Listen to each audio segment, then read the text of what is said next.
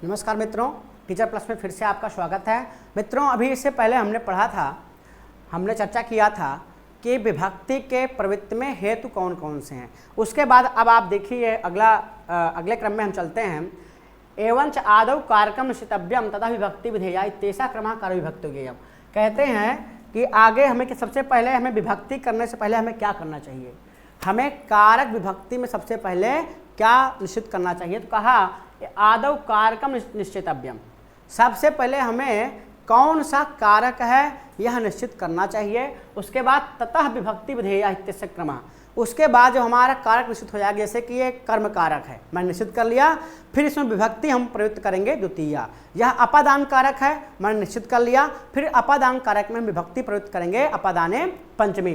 तो कहने का तात्पर्य क्या है कि सबसे पहले जब आप अनुवाद करें तो सबसे पहले आप कारक को निश्चित करें, उसके बाद आप विभक्ति का विधान करें। अब देखिए मित्रों, मैं इसमें जो आपको बताने वाला हूँ सबसे प्रमुख बात यह है, जैसे आप यहाँ लिखा है स्वतंत्र कर्ता, ठीक है, व्यापाश्रय कर्ता।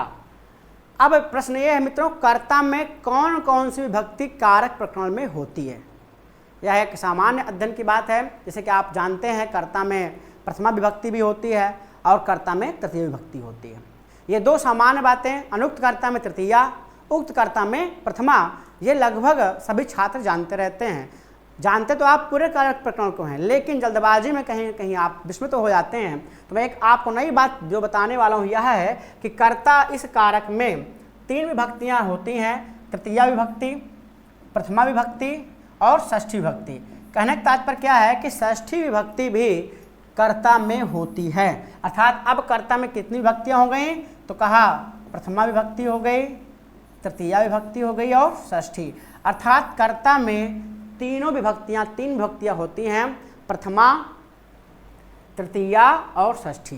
कहाँ होती है देखिए, तृतीया विभक्ति का मैंने उदाहरण यहाँ दिया है, गृणा पाठा क्रियते, ठीक है ना। यहाँ जब हम कर्म में प्रथमा कर देते हैं तो कर्ता हमारा क्या होता है, अनुक्त हो जाता है। इस प्रकार से अनुक्त कर्ता में तृतीया विभक्ति का विधान है। तो आप ये कह सकते हैं कि कर्ता में तृतीया विभक्ति होती है। कर्त में प्रथमा, छात्राः शालां प्रविशन्ति, ठीक है ना। यहाँ पर यह छात्रा जो है, यहाँ पर कर्ता उक्त होने के कारण प्रथमा विभक्ति है, अर्थात कर्तृकारक में प्रथमा विभक्ति है। अब आप ये कह सकते हैं कि कर्तृकारक में तीन विभक्तियाँ, दो विभक्तियाँ आपको पता ज्ञान हो गया। पहला कौन, पहला हमने तृतीया विभक्ति देखा अनुक्त कर्ता में, और अनुक्त कर्तृकारक में, और दूसरी कर्तृकारक में हमने पढ़ा यहाँ पर प्रथमा विभक्ति, ठीक है। अब देखिए कृष्णस्य गमनम, ठीक है ना, कृष्णस्य गमनम, यहाँ पर भी जो कृष्ण है यह जो है कर्ता है और इसमें षष्ठी विभक्ति का प्रयोग किया गया है। आप जब षष्ठी विभक्ति पढ़ेंगे तो वहाँ आपको इससे संबंधित सूत्र का अध्ययन मिलेगा। वहाँ आप कृष्णस्य गमनम, इसमें कृदंत के योग होने पर कर्ता और कर्म में षष्ठी हो जाती है। इस प्रकार से कर्ता में हमें कितनी विभक्तियाँ प्राप्त हो गई मित्रों, तीन विभक्तियाँ। कर्तृकारक में आपको याद रखना है, आने वाले समय में यह प्रश्न बहुत ही संभावित है कि आपसे कोई ये पूछे कि कर्तृकारक में कौन कौन सी विभक्तियाँ होती हैं, तो आप तत्काल बता सकें कि कर्ता में प्रथमा, तृतीया और षष्ठी विभक्ति होती है। उसी प्रकार से देखिए मित्रों, आगे है कर्मकारक। कर्मकारक में द्वितीय विभक्ति होती है। कर्तृ कर्म उसका सूत्र है, देखिए यहाँ लिखा हुआ है, कर्तृरेप्सित, रेप्सित,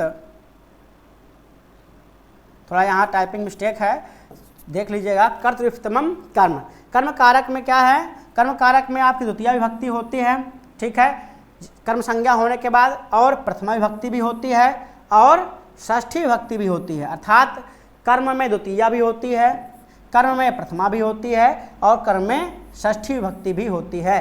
कहने का तात्पर्य क्या हुआ कि कर्म में आपको यहाँ तीन विभक्तियाँ प्राप्त हैं। कैसे, देखिए यहाँ दिया है, कर्तृ में धीराः प्रवर्तान आरोहयन्ति, ठीक है ना। यहाँ कर्म में द्वितीय विभक्ति का प्रयोग किया गया है, ठीक। तो कर्म कारक में विभक्ति कौन सी हो गई, द्वितीय विभक्ति हो गई। और रोगिणः वैद्यः अवलोक्यते, इसमें यह जो वैद्य है इसमें प्रथमा विभक्ति का प्रयोग किया गया है। और यहाँ मैं आपको बताना चाहूँगा, चूँकि आप जैसे मैंने कहा कर्म कारक में प्रथमा कैसे हुई, तो आपके मन में जिज्ञासा उत्पन्न हो जाएगी कि हमारे यहाँ बिना सूत्र के विधान के कभी भी कोई विभक्ति नहीं हो सकती। तो मित्रों यहाँ आप जानिए, यह जो वैद्य है यहाँ प्रातिपदिकार्थ में प्रथमा है, किस अर्थ में प्रथमा है? प्रातिपदिकार्थ अर्थ में यहाँ प्रथमा है, अर्थात कर्म में प्रथमा है। ठीक है, प्रातिपदिकार्थ अर्थ में यहाँ प्रथमा हो गई है कर्म में, इस प्रकार से। और षष्ठी,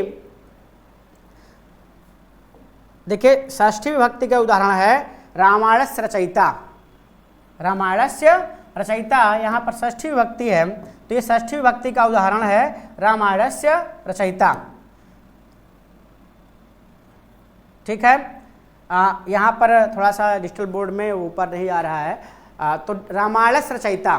ठीक है, तो यहाँ पर भी कर्म में क्या हो गई है? षष्ठी हो गई है। तो कहने का तात्पर्य क्या है कि कर्म में षष्ठी विभक्ति, कर्म में प्रथमा विभक्ति और कर्म में द्वितीय विभक्ति प्राप्त होती है। तो इस प्रकार से मित्रों आप समझिए किस कारक में कौन कौन सी विभक्तियां होती हैं। साधक तमम करणम, प्रायशः कर्ण में तृतीया ही होती है। और दिवाह कर्मचा, इस सूत्र से आप इसको जब पढ़ेंगे, दिवाह कर्मचा, वहाँ पर द्विघात के योग में जो है कर्म संज्ञा भी प्राप्त हो जाती है, तो इसके लिए तृतीया निश्चित है। क्रमण प्रति संप्रदानम, इसके लिए चतुर्थी निश्चित है। और ध्रुवम अपाय अपादानम, इसके लिए कौन सी निश्चित है? इसके लिए पंचमी निश्चित है। इसी प्रकार से आधारो अधिकरणम के लिए सप्तमी विभक्ति निश्चित है। तो कहने का तात्पर्य है मित्रों कि आज हमने जो पढ़ा वो प्रमुख रूप से हमने कर्तृकारक और कर्म कारक के विषय में हमने उद्देश्य करके पढ़ा है।